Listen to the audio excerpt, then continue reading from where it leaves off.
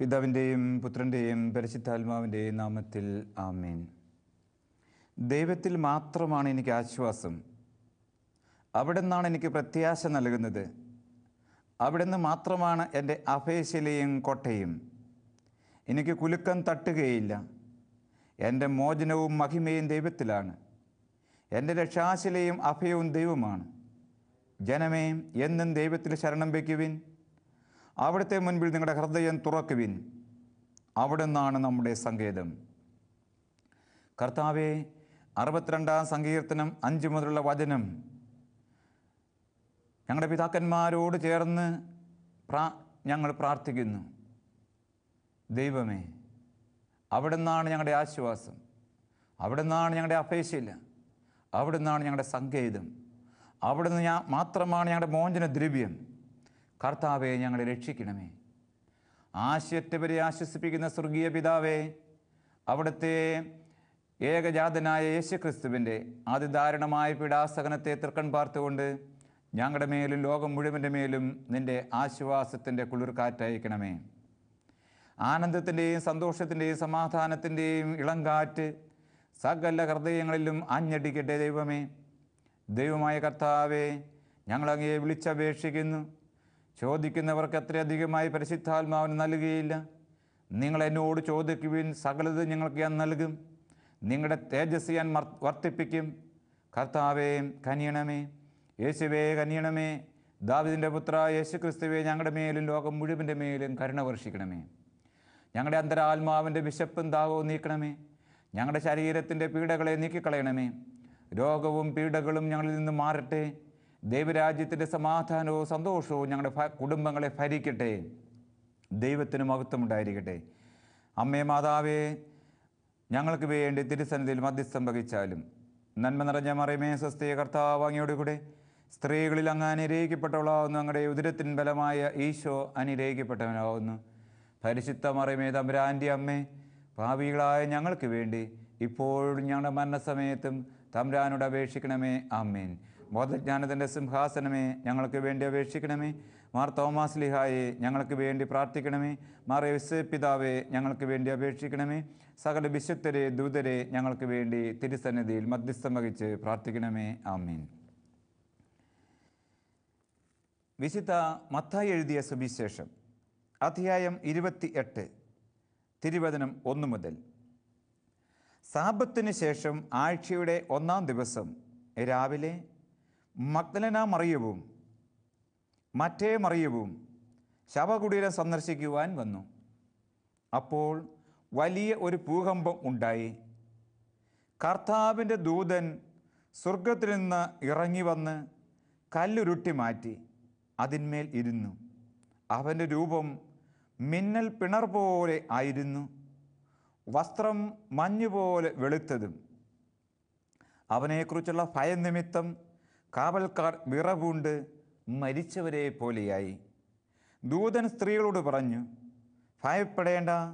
ക്രൂശിക്കപ്പെട്ട യേശുവിനെയാണ് നിങ്ങൾ അന്വേഷിക്കുന്നതെന്ന് എനിക്കറിയാം. അവൻ ഇവിടെയില്ല.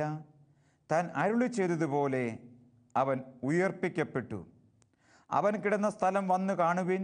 വേഗം പോയി അവൻ്റെ ശിഷ്യന്മാരോട് അവൻ മരിച്ചവരുടെ ഇടയിൽ നിന്ന് ഉയർപ്പിക്കപ്പെട്ടെന്നും നിങ്ങൾക്ക് മുൻപേ ഗലീലയിലേക്ക് പോകുന്നുവെന്നും അവിടെ വെച്ച് നിങ്ങൾ അവനെ കാണുമെന്നും പറയുവിൻ.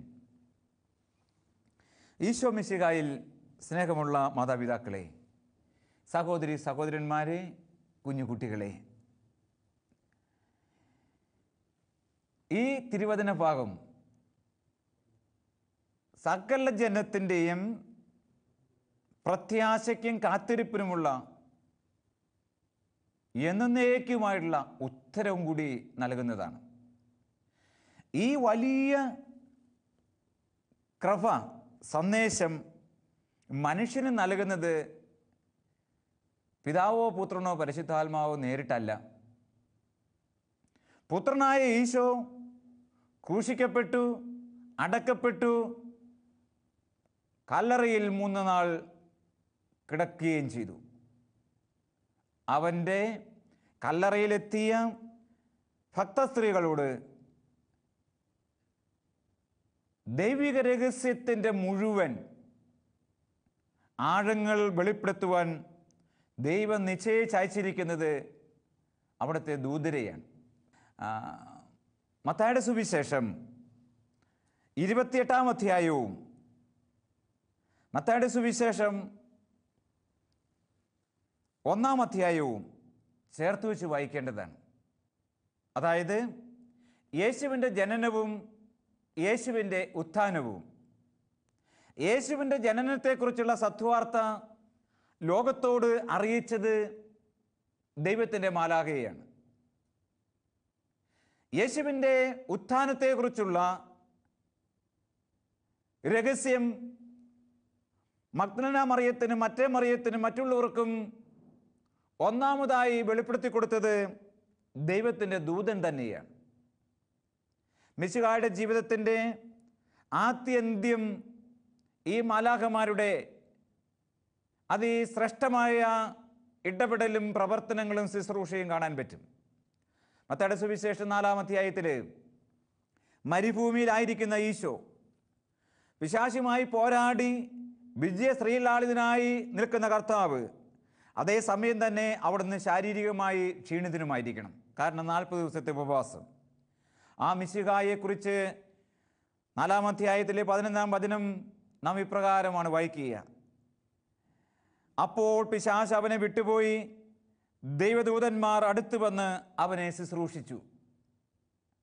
തൻ്റെ പുത്രൻ്റെ നൊമ്പരപ്പാടുകളിൽ അവനെ ആശ്വസിപ്പിക്കുവാനും അവനോട് ചേർന്നിരിക്കുവാനും ദൈവം പിതാവ് മാലാഖമാരെ അയച്ചു. മാലാഖമാർ കൈയും കെട്ടിയല്ല ഇരിക്കുക, ക്രിസ്തു മിശിഹായെ ശുശ്രൂഷിച്ചു. പ്രിയ സഹോദരങ്ങളെ, ജനനം മുതൽ ഉത്ഥാനം വരെ ക്രിസ്തു യേശുവിൻ്റെ ജീവിതത്തിൽ ഈ മാലാഖമാരുടെ ശുശ്രൂഷ സംലഭ്യമായിരുന്നു എന്ന് നമുക്ക് കാണാൻ പറ്റും. നമ്മുടെയും ജീവിതത്തിൽ അത് തന്നെ സംഭവിക്കണം. നമുക്ക് മാലാഖമാരോട് ഭക്തി ഉണ്ടായിരിക്കണം, വിശ്വാസം ഉണ്ടായിരിക്കണം. ദൈവത്തിൽ നാം ശരണപ്പെട്ട് പ്രാർത്ഥിക്കണം. ആ സമയത്ത് നാം ഓർക്കണം, ദൈവം തൻ്റെ ദൂതരെ അയക്കുമെന്നും അയക്കുക തന്നെ ചെയ്യും. ഇതാ എത്രമാത്രം നെടുവീർപ്പോടെയും വിഷമത്തോടെയും വേദനയോടെയുമാണ് ഈ സ്ത്രീകൾ വെളുപ്പാൻ കാലത്ത് കല്ലറയിലേക്ക് പോയത്. അതിരാവിലെ, അത് ആ കാലഘട്ടത്തിന് ചേർന്ന കാര്യം പോലുമല്ല. അതിരാവിലെ എഴുന്നേറ്റ് പോകുന്നു. കുഴിമാടത്തിൽ കർത്താവിനെ കാണുന്നില്ല, കല്ല് മാറ്റപ്പെട്ടിരിക്കുന്നു. അത് സങ്കീർണമാണ്, ദുഃഖമാണ് അവിടെ മനസ്സ്. ആ ദുഃഖസാഗരത്തെ ആനന്ദ സംഗീതമാക്കി മാറ്റിയത് ദൈവത്തിൻ്റെ മാലാഖയാണ്. Praise the lord, hallelujah. യേശുവേ നന്ദി. അവൻ ഇവിടെയില്ല, അരുളി ചെയ്തിരുന്നത് പോലെ അവൻ ഉത്ഥാനം ചെയ്തു. അപ്പോൾ യേശു അരുളി ചെയ്ത വചനത്തെക്കുറിച്ച് മാലാഖമാർക്ക് നല്ല അറിവും ബോധ്യവും ഉണ്ട് എന്ന് നമ്മൾ കൂട്ടി വായിക്കണം. യേശു എന്താ അരുളി ചെയ്തിരുന്നത്? നിങ്ങൾ ഈ ആലയം തകർക്കുക, ഞാൻ 3 ദിവസത്തിനകം പടുത്തുയർത്തും. തൻ്റെ മരണത്തെക്കുറിച്ചും ഉത്ഥാനത്തെക്കുറിച്ചും 3 പ്രാവശ്യം യേശു അസന്നിഗ്ധമായിട്ട് പ്രവചിച്ചിട്ടുണ്ട്. ഈ പ്രവചനങ്ങളെക്കുറിച്ച് മാലാഖയ്ക്കറിയാം. അതാണ് പറയുന്നത്, അരുളി ചെയ്തിരുന്നത് പോലെ അവൻ ഉയർത്തെഴുന്നേറ്റിരിക്കുന്നു. പ്രിയപ്പെട്ടവരെ, ഉത്ഥാന രഹസ്യം അറിയാനും അനുഭവിക്കുവാനും ആനന്ദിക്കുവാനും നമുക്ക് സാധിക്കണമെങ്കിൽ നമ്മൾ ദൈവത്തോട് പറയണം, അവിടുത്തെ മാലാഖയെ നമ്മുടെ പക്കലേക്ക് അയക്കാൻ. മാലാഖ വന്നാലോ വീണ്ടും വീണ്ടും ആ രഹസ്യങ്ങൾ നമുക്ക് വെളിപ്പെടുത്തി തരും. ഹല്ലേലൂയ. യേശുവേ നന്ദി, യേശുവേ സ്തുതി. ഇനിയും നമ്മൾ നോക്കിക്കഴിഞ്ഞാൽ കർത്താവിൻ്റെ മാലാഖമാരുടെ ഇടപെടൽ അതിശക്തവും വ്യക്തവുമായ വിധത്തിൽ കാണുന്ന ഒരു തിരുവചന ഭാഗമാണ് അപ്പസ്തോലന്മാരുടെ പ്രവർത്തനം അധ്യായം 1. ഉത്ഥാന രഹസ്യം നമ്മളിത് ചേർത്ത് വായിച്ചാലാണ് ഞാൻ ഈ പറയുന്നതിൻ്റെ സുഖം, രസം മനസ്സിലാവുകയുള്ളൂ. ജനന രഹസ്യം, ഉത്ഥാന രഹസ്യം. ഇനി യേശുവിൻ്റെ ജീവിതത്തിലെ അതിപ്രധാനപ്പെട്ട ഒരു രഹസ്യമുണ്ട്. അത് ഏതായിരിക്കാം?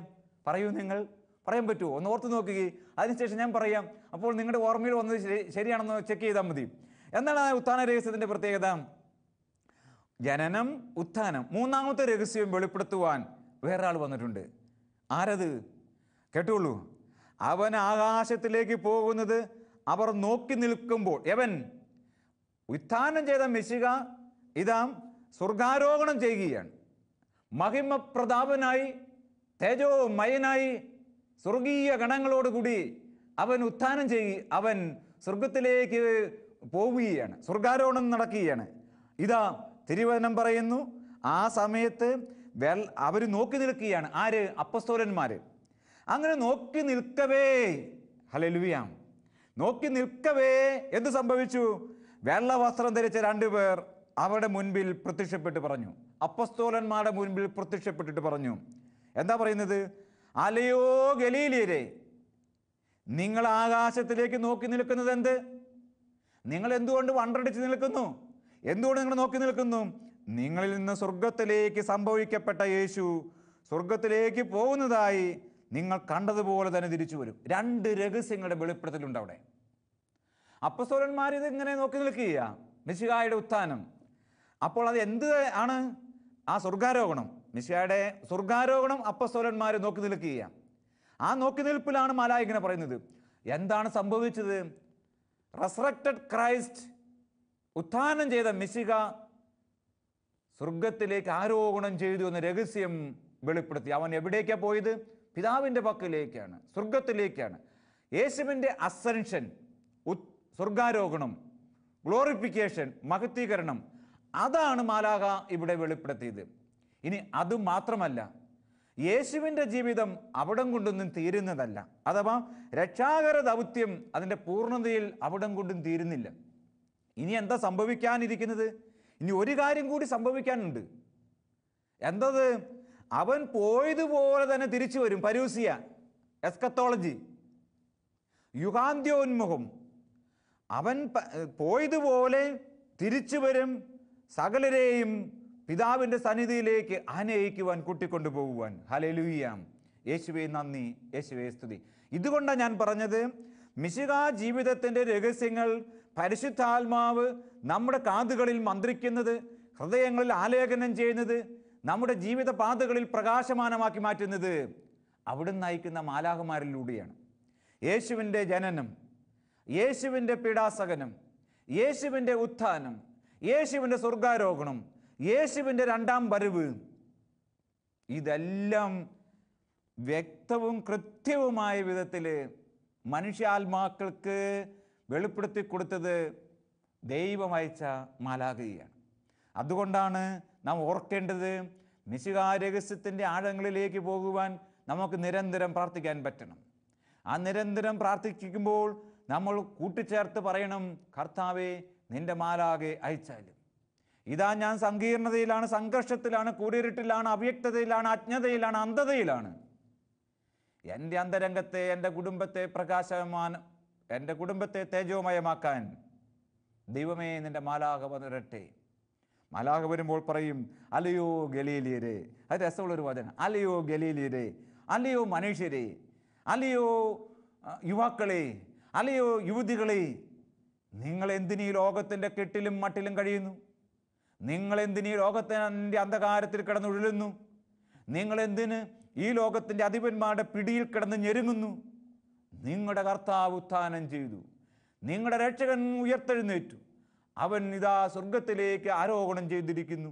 അവൻ നിങ്ങളുടെ പക്കലേക്ക് വീണ്ടും വരും, നിങ്ങളെ നയിക്കുവാൻ, നിങ്ങളുടെ ഹൃദയങ്ങളെ പ്രകാശിപ്പിക്കുവാൻ. ഓർക്കൂ, മാലാഖ പറഞ്ഞത് പൂർത്തിയാവുകയാണ്. ആ സമയത്ത് തന്നെ പല പ്രാവശ്യം കർത്താവ് അപ്പസ്തോലന്മാർക്ക് പ്രത്യക്ഷപ്പെടുന്നുണ്ട്. തന്നെയല്ല, യോഹന്നാന്റെ സുവിശേഷം 14-ാം അധ്യായത്തിൽ ഈശോ മരിക്കുന്നതിന് മുൻപ് വ്യക്തമായി പറയുന്നുമുണ്ട്, ഞാൻ വീണ്ടും നിങ്ങളുടെ പക്കലേക്ക് വരും, നിങ്ങളെ കൂട്ടിക്കൊണ്ടുപോകുവാൻ ഞാൻ വരും. 16-ാം അധ്യായം യോഹന്നാന്റെ സുവിശേഷം 22-ാം വചനത്തിൽ പറയും, ഞാൻ നിങ്ങളെ വീണ്ടും കൂട്ടിക്കൊണ്ടുപോകാൻ ഞാൻ നിങ്ങളുടെ പക്കലേക്ക് വരും, അപ്പോൾ നിങ്ങളുടെ ദുഃഖം സന്തോഷമായി മാറും. പ്രിയപ്പെട്ടവരെ, കടന്നു വരുന്ന കർത്താവാണ് നമ്മുടെ ദൈവം. ഹല്ലേലൂയ. യേശുവേ നന്ദി, യേശുവേ സ്തുതി. മാത്രമോ, ഏത് ബന്ധനത്തിലും മുക്തിയുടെ മാർഗം നമുക്ക് വ്യക്തമാക്കുവാൻ, വെളിപ്പെടുത്തി തരുവാൻ ദൈവത്തോട് അപേക്ഷിച്ചാൽ മതി. ദൈവം അപ്പോൾ മാലാഖയെ അയക്കും. അപ്പസ്തോലന്മാർ കാരാഗ്രഹത്തിൽ അടയ്ക്കപ്പെട്ടു. നടപടി പുസ്തകം 5-ാം അധ്യായം 17 മുതൽ 20 വരെയുള്ള വചനം. ഈ കാരാഗ്രഹത്തിൽ, അന്നുള്ള പല കാരാഗ്രഹത്തിൻ്റെയും പ്രത്യേകത വളരെ ഇടുങ്ങിയ വാതിലാണ്, ഇരുമ്പ് വാതിലാണ്. ഈ വാതിലിൽ പൊളിക്കുക, കടക്കുക എന്നുള്ളത് സങ്കീർണമാണ്. ഇങ്ങനെയുള്ളൊരവസ്ഥയിൽ കാരാഗ്രഹവാസത്തിലാണ് അപ്പസ്തോലന്മാർ. ഇതാ, അപ്പസ്തോലന്മാരെ പിടിച്ച് ബന്ധിച്ച് പൊതു കാരാഗ്രഹത്തിൽ അടച്ചു. വചനം പറയുകയാണ്, എന്ത് സംഭവിച്ചു? രാത്രി കർത്താവിൻ്റെ ദൂതൻ കാരാഗ്രഹവാതിലുകൾ തുറന്ന് അവരെ പുറത്തു കൊണ്ടുവന്ന് അവരോട് പറഞ്ഞു. നോക്കിക്കേ, ഇത്തിരി ബുദ്ധി കൊണ്ടും യുക്തി കൊണ്ടും മനസ്സിലാവില്ല.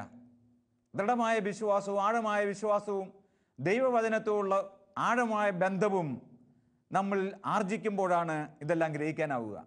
പ്രിയപ്പെട്ടവരെ, നോക്കുക, വചനം പറയുന്നു, കർത്താവിൻ്റെ ദൂതൻ കാരാഗ്രഹവാതിലുകൾ തുറന്ന് അവരെ പുറത്തു കൊണ്ടുവന്ന് അവരോട് പറഞ്ഞു, നിങ്ങൾ ദേവാലയത്തിൽ ചെന്ന് എല്ലാ ജനങ്ങളോടും നവജീവന്റെ ഈ വചനം പ്രസംഗിക്കുവിൻ. ഹല്ലേലൂയ. മാലാഖയ്ക്ക് രക്ഷാകര പദ്ധതിയിൽ ഒരു പങ്കുണ്ട്. ദൈവവചന പ്രഘോഷണ മേഖലയിൽ ഒരു സ്ഥാനമുണ്ട്. ദൈവവചന ശുശ്രൂഷയിൽ ഒരു സ്ഥാനമുണ്ട്. പരിശുദ്ധ കൂദാശയുടെ പരികർമ്മത്തിലൊരു സ്ഥാനമുണ്ട്. ആ മാലാഖയെ നമുക്ക് സ്നേഹിക്കാൻ പറ്റണം.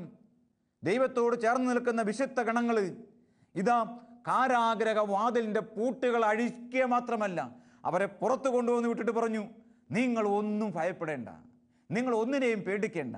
നവജീവന്റെ വചനം, ദൈവവചനത്തിൻ്റെ പ്രത്യേകത അവിടെ ആവിഷ്കരിക്കുകയാണ്. നവജീവന്റെ വചനം നിങ്ങൾ പ്രസംഗിക്കുവിൻ. പ്രിയപ്പെട്ട സഹോദരങ്ങളെ, ഈ മാലാഖയുടെ കരസ്പർശനവും സാന്നിധ്യവും കൂടി ലഭിച്ചപ്പോൾ സ്ലീഹന്മാർ സകലവിധ പീഡനങ്ങളുടെയും നടുവിൽ ക്രിസ്തു യേശു ഉയർത്തെഴുന്നേറ്റു എന്ന് പ്രഖ്യാപിച്ചു.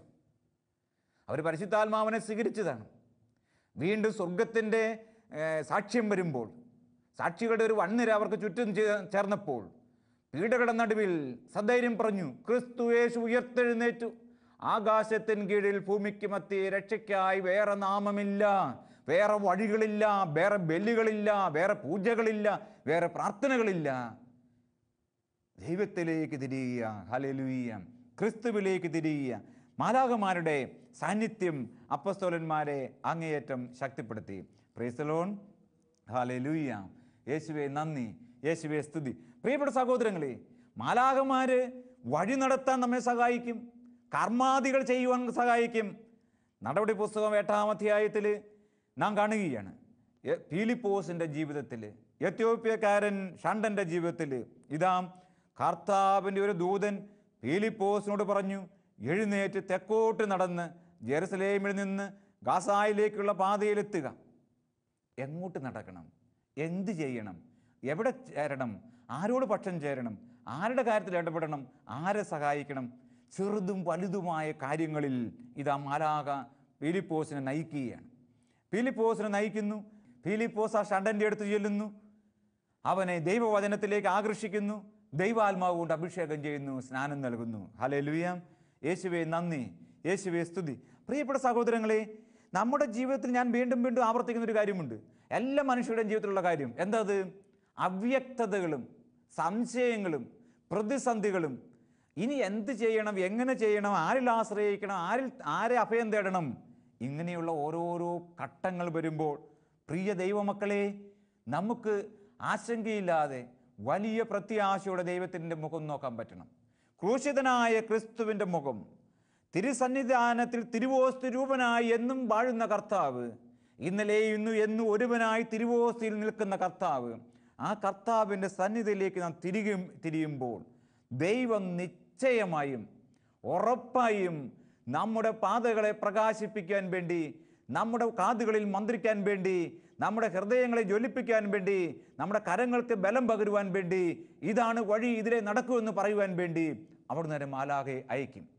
തനിയെയുള്ള നടത്തവും തനിയെയുള്ള ചിന്തയും തനിയെയുള്ള പ്രവൃത്തിയൊക്കെ അത്ര സുഗമമാകണമെന്നില്ല, അത്ര വിജയകരമായി തീരണമെന്നില്ല. എന്നാൽ കൂട്ടായ്മയിൽ വിശ്വസ്തരായ കൂട്ടുകാരോട് ചേർന്ന് നാം പ്രവർത്തിക്കുമ്പോൾ, മാതാപിതാക്കളോട് ചേർന്ന് പ്രവർത്തിക്കുമ്പോൾ നമുക്കറിയാമല്ലോ, നമ്മുടെ ഒട്ടനവധി കാര്യങ്ങൾ വിചാരിച്ചതിലും സുഗമമായി, ലളിതമായി, എളുപ്പത്തിൽ തീരുന്നതും വിജയിക്കുന്നതും. അങ്ങനെയെങ്കിൽ ഇത് മണ്ണിലെ കാര്യം. അങ്ങനെയെങ്കിൽ സ്വർഗത്തിൻ്റെ സംശുദ്ധി നിറഞ്ഞ, സ്വർഗത്തിൻ്റെ ദിവ്യ പ്രകാശമേറ്റ, ദിവ്യ സ്നേഹത്തിൻ്റെ തലോടലിൽ നിൽക്കുന്ന മാലാഖമാരുടെയും വിശുദ്ധരുടെയും സഹായം നമുക്കുണ്ടാകുമ്പോൾ ആ സഹായം എത്ര വലുതായിരിക്കും, ആ കരവലയം എത്ര സുരക്ഷിതമായിരിക്കും, ആ കരസ്പർശനം എത്ര ആർദ്രമായിരിക്കും. പ്രിയപ്പെട്ടവരെ, അതുകൊണ്ട് നമുക്ക് ദൈവസന്നിധിയിലേക്ക് കൂടുതൽ അടുക്കാനാകട്ടെ, കർത്താവിനോട് പ്രാർത്ഥിക്കാൻ പറ്റട്ടെ. ഈ വചനങ്ങളെല്ലാം ഓർത്തോർത്ത് നമുക്ക് പ്രാർത്ഥിക്കാൻ പറ്റട്ടെ. അതുപോലെ പ്രത്യാശയോടെ ദൈവം അയക്കും, ദൈവം വരും തൻ്റെ മാലാഖയുമായിട്ട്. ഞാൻ ഓർക്കുക ഒരു ഹെർബർട്ടിൻ്റെ കഥയാണ്. ഈ ഹെർബർട്ട് എല്ലാ അർത്ഥത്തിലും നിരീശ്വര പ്രസ്ഥാനത്തിൽ മുഴുകിയ ഒരു മനുഷ്യനാണ്. ആര് പറഞ്ഞാലും എന്ത് കേട്ടാലും ഒരനക്കവും ഇല്ലാതെ ഒരു മാറ്റവും ഇല്ലാതെ കഴിഞ്ഞ മനുഷ്യനാണ് ഈ ഹെർബർട്ട്. എന്നെ ആർക്കും നന്നാക്കാൻ പറ്റില്ല, എനിക്കും ഇനി നന്നാകാൻ പറ്റില്ല, അതായിരുന്നു അയാളുടെ പ്രയോഗം. സ്വയം പറയും എനിക്കിനി നന്നാകാൻ പറ്റില്ല, ഉപദേശിക്കുന്നവരോട് പറയും നന്നാകണമെന്ന് പറയുന്നവരോട് പറയും എന്നെ ആർക്കും ഇനി നന്നാക്കാനും പറ്റില്ല. അങ്ങനെയുള്ള ഒരു മനുഷ്യന് വേണ്ടിയിട്ട് ഒരു പാവപ്പെട്ട ഒരു പ്രേക്ഷിത 17 വർഷക്കാലം മധ്യസ്ഥം വഹിച്ച് പ്രാർത്ഥിച്ചു. 17 വർഷക്കാലം മധ്യസ്ഥം വഹിച്ച് പ്രാർത്ഥിച്ചപ്പോൾ ഇത് ഇയാൾക്ക് പോലും അറിയില്ല. പക്ഷേ ഈ കാര്യം ഇയാളുടെ വാക്കുകൾ ഈ സ്ത്രീക്കറിയാം. അവരിങ്ങനെ പ്രാർത്ഥിച്ച് ഒരു നാളിൽ ആരും പറയാതെ അയാൾ വെറുതെ വഴിയോരത്തുകൂടി നടക്കുമ്പോൾ, യാത്ര ചെയ്യുമ്പോൾ, ഹൈവേ കൂടി യാത്ര ചെയ്യുമ്പോൾ ഒരു ബാനർ കണ്ടു, ദൈവവചന ശുശ്രൂഷയും രോഗശാന്തിയും. ഇങ്ങനെയുള്ളൊരു ബാനർ വെറുതെ ഒന്നിറങ്ങി, ഇവിടെ നടക്കുന്ന തട്ടിപ്പൊക്കെ തിരിച്ചറിയാൻ എന്ന് ഇറങ്ങിച്ചെന്നു, വചനം കേട്ടു. ആ നിമിഷത്ത് ആ 1 മണിക്കൂറുള്ള വചന ശുശ്രൂഷയിൽ തന്നെ ഈ തണ്ടനായ കരുത്തുണ്ട് എന്ന് വിചാരിച്ച മനുഷ്യൻ പൊട്ടിക്കരഞ്ഞ് പരിശുദ്ധ കുമ്പസാരം നടത്തി തിരിച്ചു വരുമ്പോൾ പറയുകയാണ്, my Lord, my Jesus transformed me, converted me. എൻ്റെ യേശു എന്നെ രൂപാന്തരപ്പെടുത്തി, എന്നെ മാനസാന്തരപ്പെടുത്തി, എന്നെ പുതിയ സൃഷ്ടിയാക്കി. എൻ്റെ യേശു എന്നെ മാനസാന്തരപ്പെടുത്തി, എന്നെ രൂപാന്തരപ്പെടുത്തി, എന്നെ പുതിയ സൃഷ്ടിയാക്കി.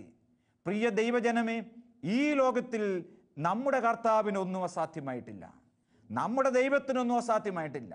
ഹൈവേയിലൂടെ ബസ്സിൽ യാത്ര ചെയ്ത മനുഷ്യന് ആരാണ് അവിടെ പ്രേരണ കൊടുത്തത് ഈ ബാനർ കാണാൻ, അവിടെ ഇറങ്ങുവാൻ? അവിടെ നടക്കുന്ന തട്ടിപ്പാണ് എന്ന് വിചാരിച്ച തട്ടിപ്പ് തിരിച്ചറിയാൻ പോകുവാൻ? ദൈവത്തിനൊരു പദ്ധതിയുണ്ട്, ക്ഷേമത്തിനും ഐശ്വര്യത്തിനുമുള്ള പദ്ധതി. നമ്മെ എല്ലാവരെക്കുറിച്ചും ആ പദ്ധതിയുണ്ട്. ആ പദ്ധതി നടപ്പാക്കാൻ അനേകം വ്യൂഹം മാലാഖമാരെ ദൈവം അനുദിനം ഈ മണ്ണിലേക്ക് അയക്കുന്നുണ്ട്. ആ മാലാഖമാരുടെ സാന്നിധ്യം, ആ മാലാഖമാരുടെ സഹായം നമുക്ക് മറക്കാതിരിക്കാം. അതനുസരിച്ച് അവരുടെ പ്രചോദനം കേട്ട് നമുക്ക് പ്രവർത്തിക്കാം. ദൈവം തീർച്ചയായിട്ടും ഇതൊന്നുമില്ലാതെ പരിശുദ്ധാത്മാവിലൂടെ പുത്രനിലൂടെ താൻ തന്നെയും നമ്മിൽ പ്രവർത്തിക്കും എന്നൊരു സംശയവും വേണ്ട. പക്ഷേ ദൈവത്തിന് പലപ്പോഴും അവിടുത്തെ പദ്ധതികൾ നടപ്പാക്കാൻ പല വിധത്തിലുള്ള മാർഗങ്ങളുണ്ട്. അതിൽ പ്രധാനപ്പെട്ട മാർഗവും ദൈവത്തിൻ്റെ പദ്ധതികൾ നടപ്പാക്കുന്ന ദൂതരുമാണ് മാലാഖമാർ. ഒരു ദൂതൻ പെട്ടെന്ന്, കർത്താവിൻ്റെ ഒരു ദൂതൻ പ്രത്യക്ഷനായി ആ മുറിയാകെ പ്രകാശം കൊണ്ട് നിറഞ്ഞു. നടപടി പുസ്തകം 12-ാം അധ്യായത്തിൽ കാരാഗ്രഹത്തിൽ നടക്കുന്ന അത്ഭുതത്തെക്കുറിച്ച് പറയുന്നതാണ്. അതിനുശേഷം ഇരുമ്പ് കവാടങ്ങൾ തുറന്ന് അപ്പസ്തോലനെ രക്ഷിച്ച കഥയാണ് അവിടെ നാം കാണുക. മാലാഖമാർ ഇരുമ്പ് കവാടങ്ങൾ തുറന്ന് അപ്പസ്തോലന്മാരെ രക്ഷിച്ചു. പ്രിയപ്പെട്ട സഹോദരങ്ങളെ, ഇപ്രകാരം നിരവധി പ്രാവശ്യം നമുക്ക് കാണാം നടപടി പുസ്തകത്തിൽ ദൈവത്തിൻ്റെ മാലാഖമാർ അപ്പസ്തോലന്മാരെയും ആദിമ ക്രൈസ്തവ സമൂഹത്തെയും സമുദ്ധരിക്കുന്നതും നയിക്കുന്നതും സഹായിക്കുന്നതുമായ രംഗങ്ങൾ. പ്രിയപ്പെട്ടവരെ, നമുക്ക് പ്രാർത്ഥിക്കാം, നമ്മെ അടച്ചു പൂട്ടിയിട്ടിരിക്കുന്ന ഈ ലോകത്തിൻ്റെ എല്ലാ കെട്ടുകളും അഴിയട്ടെ.